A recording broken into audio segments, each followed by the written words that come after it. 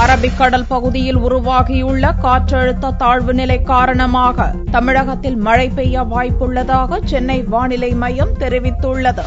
சென்னை மண்டல வானிலை மைய இயக்குநர் ரமணன் திங்களன்று செய்தியாளர்களை சந்தித்தார். மத்திய கிழக்கு தென்கிழக்கு அரபிக்கடல் பகுதியில் புதிய காற்றழுத்த தாழ்வு நிலை உருவாகியுள்ளது என்றும் இது வலுவடைந்து மேற்கு வடமேற்கு திசையை நோக்கி நகரும் என்று எதிர்பார்க்கப்படுவதாகவும் ரமணன் தெரிவித்தார். வங்கக்கடலின் காற்றை தாழ்வு பகுதி ஈர்த்ததால் கடந்த 24 மணி நேரத்தில் சென்னை, திருவள்ளூர், காஞ்சிபுரம் பகுதியில் மழை பெய்தது என்றும் கூறிய ரமணன், வரும் 24 மணி நேரத்தில் தமிழகம் மற்றும் புதுவையில் ஒரு சில பகுதிகளில் மழை பெய்ய வாய்ப்புள்ளதாகவும் கூறினார். மத்திய கிழக்கு மற்றும் அதை ஒட்டியுள்ள தென்கிழக்கு அரபிக்கடல் பகுதியில் ஒரு புதிய காற்றழுத்த தாழ்வு பகுதி உருவாகியுள்ளது. இந்த தாழ்வு பகுதியானது ஈரமான வங்கக்கடல் காற்றினை தமிழகத்தின் ஊடாக ஈர்த்ததன் காரணத்தினாலே வட மாவட்டங்களிலே குறிப்பாக சென்னை, காஞ்சிபுரம் மற்றும் திருவள்ளூர் மாவட்டங்களில் பெரும்பாலான இடங்களில் மழை பெய்துள்ளது. ஒட்டுமொத்தமாக தமிழகம் மற்றும் புதுச்சேரி என்று பார்க்கும்போது ஒரு இடங்களில் மட்டுமே மழை பெய்துள்ளது.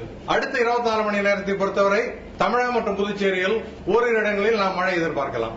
சென்னை நகரை பொறுத்தவரை வானம் மேகமூட்டத்துடன் இருக்கும். நகரின் சில பகுதியில் மழை வருவதற்கான ஒரு வாய்ப்பு உண்டு.